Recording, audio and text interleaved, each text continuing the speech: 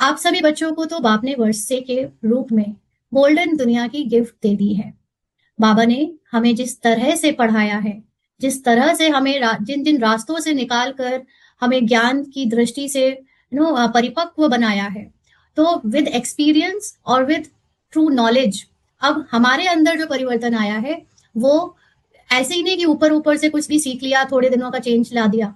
अभी हमें जो समझ मिली है वो समझ हमारी अंदर तक की जड़ को एकदम गोल्डन बनाकर, यानी एक एक थॉट को गोल्डन बनाकर प्रेजेंट करने वाली है। तो हमें बाबा ने जो नॉलेज दी है उस नॉलेज से हमारे अंदर सारे संकल्प जो कि मन रूपी फॉर्म में मन के अंदर ही पहले कलयुग के तमो प्रधानता के मिट्टी के और बहुत गिरी हुई सोच के आते थे, वो चेंज करके इतनी हायर क्वालिटी के संकल्प बाबा ने हमें सोचना सिखा दिया, समझना सिखा दिया। और साथ साथ पुरानी दुनिया को मिटाकर अब नई दुनिया को कैसे लाना है, इसका हमें बाबा ने ना सिर्फ ज्ञान दिया है लेकिन हमें ही निमित्त बना दिया। तो ये इतनी बड़ी गिफ्ट बाबा से जो हमें मिली है, तो जिस गोल्डन दुनिया में अनेक गोल्डन सौगातें हैं ही है। आप पॉजिटिव, आप ऊंचा सोचना, आप अपने सत्य के बारे में सोचना शुरू करो, फिर देखो आपको संसार में क्या क्या बड़ा बड़ा सौगात संसार या ड्रामा आपको गिफ्ट करता है, प्रेजेंट करता है।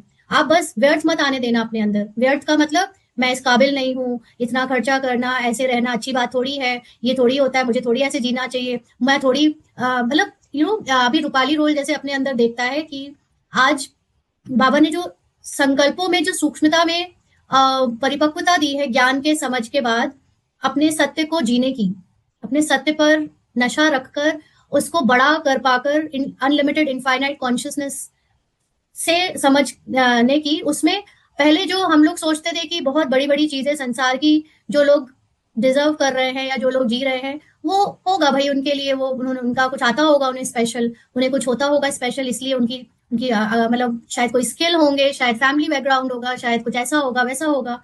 या हमें ड्रामा तो पता ही था कि ड्रामा अनुसार सबको अलग अलग पार्ट मिला है।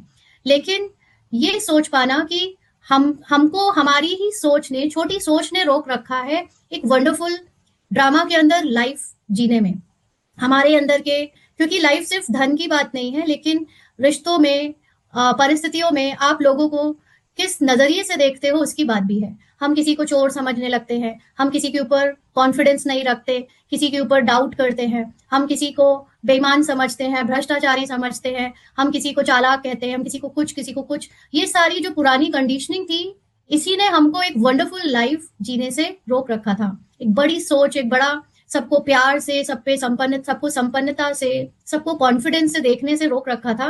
मतलब ये सब नहीं करते थे, इसलिए एक वंडरफुल लाइफ नहीं थी। तो बाबा ने हमें जैसे जैसे ये सूक्ष्म ज्ञान दिया और हमें समझ आया कि वास्तव में जो बाहर घटनाएं घट रही थी, जो परिस्थितियां आ रही थी, वो बाहर वालों की गलती नहीं थी, वो मेरे ही माइंड की क्रिएशन थी।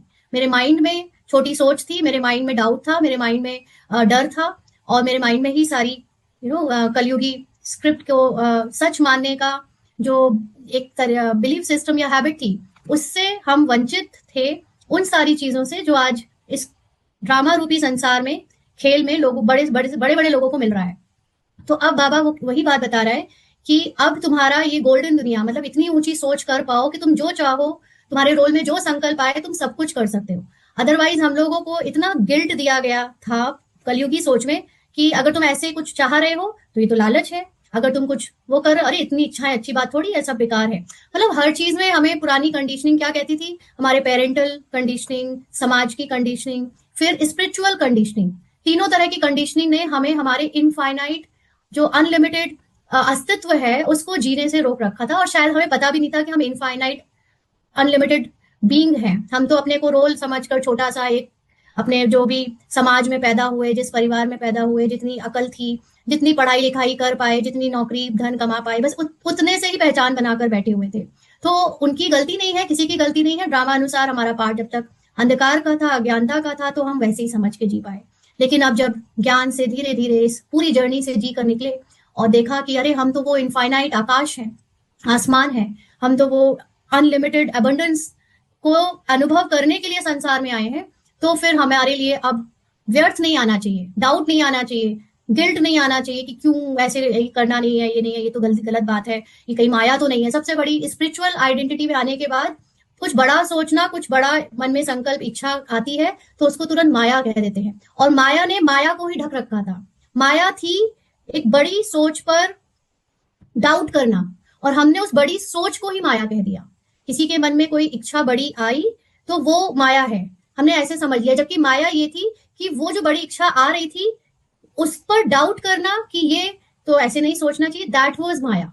तो जैसे वो मूवीज में भी दिखाते हैं ना कि जब दो जुड़वा लोग होते हैं तो जो विलन वाला होता है वो विलन वाला हीरो बनकर आ जाता है और हीरो को विलन दिखाने की कोशिश करता है।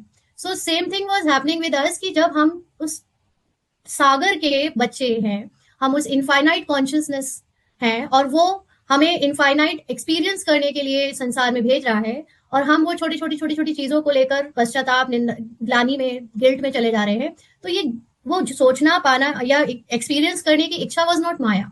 माया वॉज कि हम अपने आप को उस काबिल ना समझ पा रहे थे, वो माया थी। तो अभी समझ आई है सारी जो इतने सालों की जो हमारी जर्नी में सार और रस निकल के आया कि अब बाबा ने अभी 2 दिन 3 दिन पहले बोला था ना श्लोक उसमें स्लोगन में कि व्यर्थ को बीच में मत आने देना, तो फिर देखना सेवा कैसे बढ़ती है।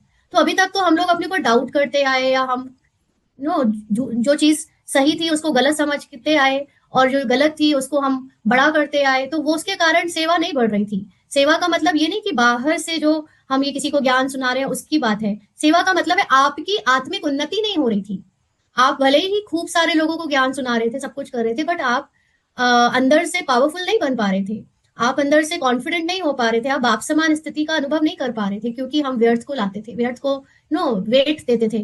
जो फालतू का मन में संकल्प आता था डाउट का, या सेल्फ छोटापन का, छोटी सी आवाज आती थी अपने को गिराने वाली, उसको हम बड़ी बात समझते थे, तवज्जो देते थे।